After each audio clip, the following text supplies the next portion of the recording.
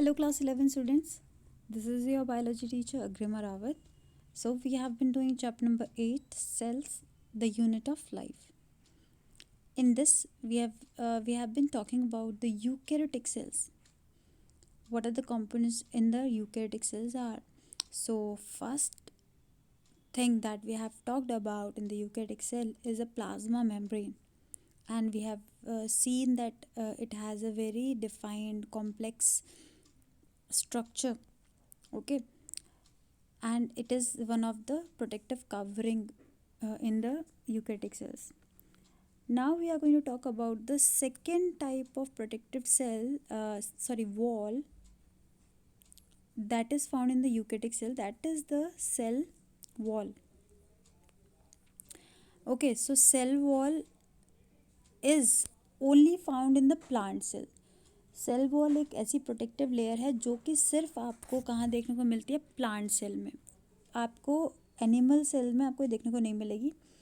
एक तो आपको प्लांट सेल में देखने को मिलेगी एंड सेकंड आपको देखने को मिलेगी ये फंजाई में. ठीक है. सो सेल वॉल यहाँ देख लेते हैं हम. 1 minute. Here it is. Okay, so cell wall, it is found in fungi and plants. And previously we have seen that the prokaryotic cell, bacterial, was also having cell wall. That cell wall is different in the structure because of its composition. वहाँ पे कुछ और चीज़ों से आपकी जो cell wall है वो बनी हुई होती है. जो एक्चुअल अगर आप बात करेंगे सेल वॉल की, तो वो सेल्यूलोज से बनी हुई होनी चाहिए. ठीक है. तो वो सेल वॉल आपको सेल्यूलोज से बनी हुई प्लांट्स में देखने को मिलती है और फंजाई में देखने को मिलती है. ठीक है. Okay, so let us see it here. The fungi is having different type of cell wall.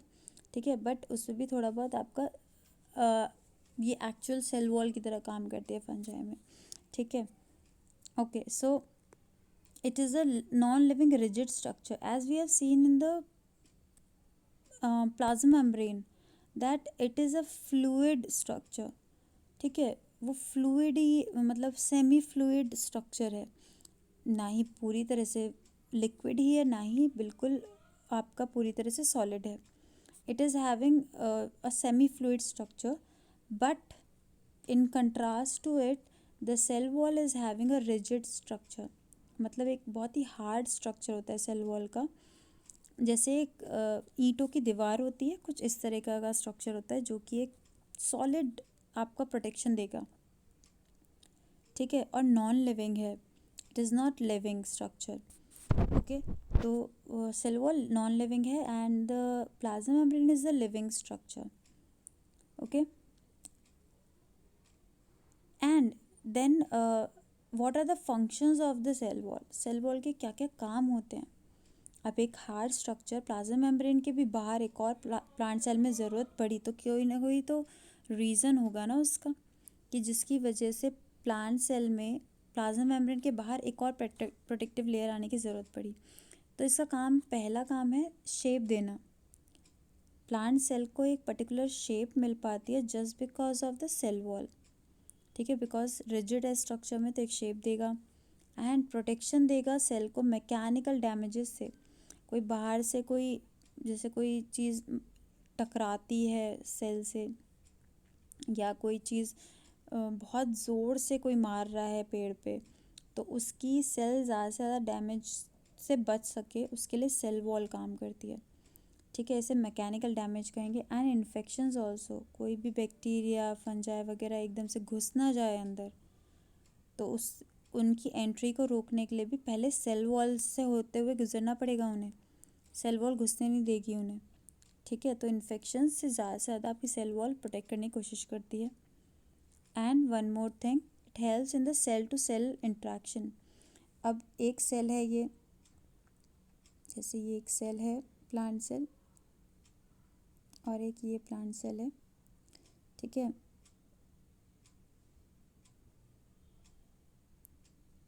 सो ये अंदर वाली जो इसकी लेयर है ये प्लाज्मा मेम्ब्रेन है और बाहर वाली सेल वॉल है, ठीक है। तो इन दोनों के बीच में इंटरेक्शन हो सके, मतलब कोई कम्युनिकेशन या फिर कोई चीज़ एक दूसरे से लेनी देनी है, तो उसके लिए भी सेल वॉल यहाँ पे काम करेगा, ठीक है। करता कैसे है काम, थोड़ा से और क्लियरली बना देती हूँ मैं ज़रा, ठीक है। तो देखते हैं ज़रा कैसे बनेगा ये।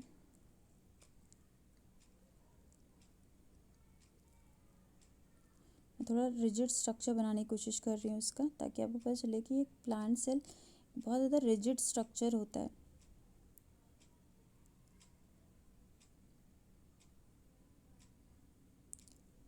Okay, so this is the cell wall.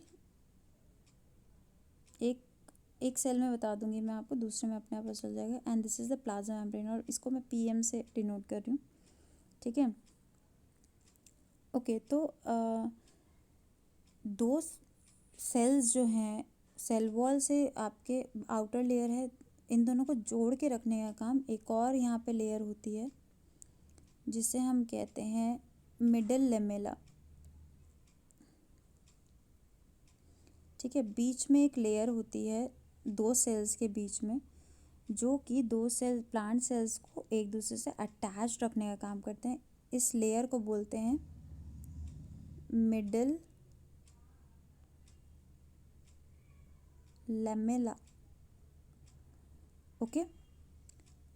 और यहाँ पे जो आपकी सेल वॉल है, यहाँ पे आपका एक जंक्शन बनता है दो सेल्स के बीच में,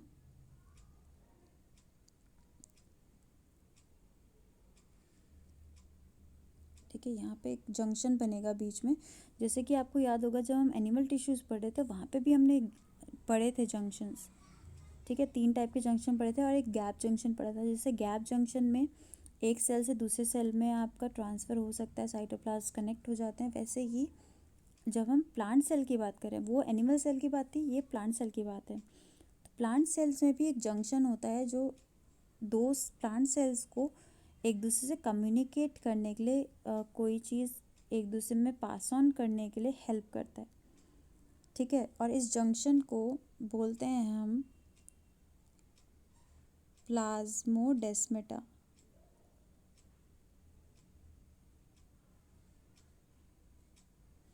ठीक है। प्लाज्मोडेस्माटा कहते हैं। तो एक तो हो गया, आपने समझ लिया कि मिडल लेमेला। मिडल लेमेला एक ऐसी लेयर है सेल वॉल के भी बाहर, जो कि दो सेल्स को एक दूसरे से कनेक्ट करने का काम करवाती है। एंड प्लाज्मोडेस्माटा दो सेल्स के बीच में एक जंक्शन है जो कि एक्सचेंज करने में प्लांट सेल्स को हेल्प करेगा, कोई भी मटेरियल एक्सचेंज करने में, ठीक है। ज़रा यहाँ पे देख लेते हैं ये ओके, सो जो मैंने आपको अभी बात बताई है प्लाज्मोडेस्माटा वगैरह के बारे में, वो यहाँ पे लिखी हुई है। The middle lamella is the layer mainly of calcium pectate. जो मिडल लेमेला होती है किससे बनी होती है, कैल्शियम पैक्टेट, ठीक है, जो कि एक ग्लू की तरह आसपास के जो सेल्स होते हैं उन दोनों को एक दूसरे से जोड़ के रखती है, ठीक है।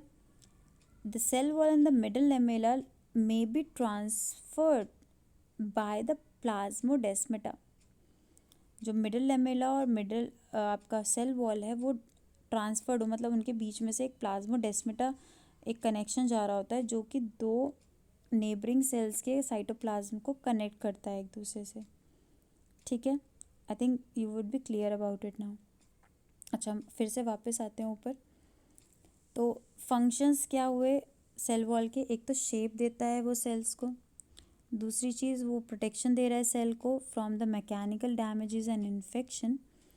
Third thing that it is protecting और helping in the cell to cell interaction. तो आपने देख लिया सेल टू सेल इंटरेक्शन कैसे होगा, जो सेल वॉल के बीच में प्लाज्मोडेस्माटा बना हुआ है, ठीक है, एक ये टनल की तरह है। और उसके अलावा ये बैरियर बनता है अनडिज़ायरेबल मैक्रोमोलिक्यूल्स के लिए। मगर मतलब अगर बाहर से सेल के कोई चीज़ आना चाह रही है अंदर, मैक्रो मॉलिक्यूल्स जो कि बहुत ही बड़े मॉलिक्यूल्स हैं, मैक्रो मतलब बड़ा, ठीक है, जो कि बहुत हैं साइज़ में बड़े हैं और अनडिज़ायरेबल हैं, सेल को उसकी ज़रूरत नहीं है, तो उनको भी रोकने का काम सेल वॉल करेगी। ठीक है, तो ये सारे फंक्शंस हो गए सेल वॉल के। Now the algae is also having the cell wall, algae is also plant. ठीक है, प्लांट किंगडम में ही आता है एल्गी। द सबसे ज़्यादा स्मॉलेस्ट उसमें आ रहा है ये, या आप कह सकते हो सबसे ज़्यादा सिंपलेस्ट प्लांट सेल है ये। इसमें आपकी सेल वॉल होती है और वो बनी होती है सेल्यूलोज से, गैलेक्टेन, मैनन, मिनरल्स। ठीक है, इन सब चीज़ों से मिक्सचर से बनी हुई है आपकी सेल वॉल। मेनली सेल्यूलोज होती है, उसके अलावा भी और चीज़ों से आपकी एल्गी की सेल वॉल बनी होती है। मिनरल्स जो हैं उसमें कैल्शियम कार्बोनेट, कैल्शियम कार्बोनेट जिस कैल्शियम एक ऐसी चीज़ है जिससे आपकी बॉडी की हड्डियाँ, टीथ, ये सब बन रहे हैं, तो मतलब सोचो कितना हार्ड होगा कैल्शियम कार्बोनेट, कितना हार्ड होगा। ठीक है, दूसरे जो प्लांट्स हैं इनके अलावा, एल्गी के अलावा जो और हायर प्लांट्स हैं, उनकी सेल वॉल सेलुलोज से, हेमी सेलुलोज, पेक्टिन, प्रोटीन, इन सब सब्सटेंसेस से मिलकर बनती है। ठीक है, अब अगर हम बात करें जब एक प्लांट नया नया होता है, आपने देखा होगा कि जब हम एक पौधा लगाते हैं तो उस टाइम पे वो बहुत नाजुक होता है, इतना ज़्यादा हार्ड नहीं होता। ठीक है, तो उसमें तभी सेल वॉल है, बट वो सेल वॉल कैसी है, वो सेल वॉल ऐसी है कि आपकी यंग प्लांट की सेल वॉल है, जिसे हम प्राइमरी सेल वॉल कहेंगे या प्राइमरी वॉल कहें। ठीक है, और वो ग्रोथ के कैपेबल है, मतलब क्योंकि प्लांट तो अभी बड़ा हो रहा है ना, अभी तो यंग है प्लांट, तो अभी तो ग्रोथ हो सकती है उसमें, तो ये सेल वॉल भी ऐसी होगी जो कि प्लांट की ग्रोथ होने देगी। ठीक है, तो सेल वॉल ज़्यादा हार्ड नहीं होगी। ठीक है, तो प्राइमरी आपकी वॉल प्रेजेंट होगी जब प्लांट यंग होगा। ओके, जैसे जैसे प्लांट जो है वो मैच्योर होता जा रहा है, बड़ा होता जा रहा है, वैसे वैसे ये प्राइमरी वॉल हटने लगेगी, डिमिनिश हो जाएगी। डिमिनिश मतलब गायब हो जाएगी। ठीक है, और फिर आपको दिखाई देगी सेकेंडरी वॉल। ठीक है, जो कि सेल के अंदर की तरफ आपकी डेवलप होगी, मतलब जो प्राइमरी वॉल है वो बाहर की तरफ है, उससे अंदर की तरफ आपको सेकेंडरी वॉल देखने को मिलेगी। ओके, तो बाहर प्राइमरी वॉल आपको देखने को मिलेगी और फिर उसके अंदर सेकेंडरी वॉल तब दिखाई देगी जब आपकी प्राइमरी वॉल प्लांट के मैच्योरेशन के साथ साथ गायब होने लगेगी। उसके बाद आपकी सेकेंडरी वॉल काम में आएगी। ओके, और ये प्रोटेक्शन का काम देगी, जो भी हमने फंक्शंस की बात करी कि शेप प्रोटेक्शन देगा, उसके अलावा सेल टू सेल इंटरेक्शन और अनडिजायर्ड माइक्रोमोलिक्यूल्स को अंदर नहीं आने देगा, ये सारे काम करेगा। ठीक है, so these all are the functions and the structure of the cell wall, and it is very much important for a plant cell. Okay, so this was a component of the eukaryotic cell that is only found in the plant cell. I hope you have understood this. Thank you.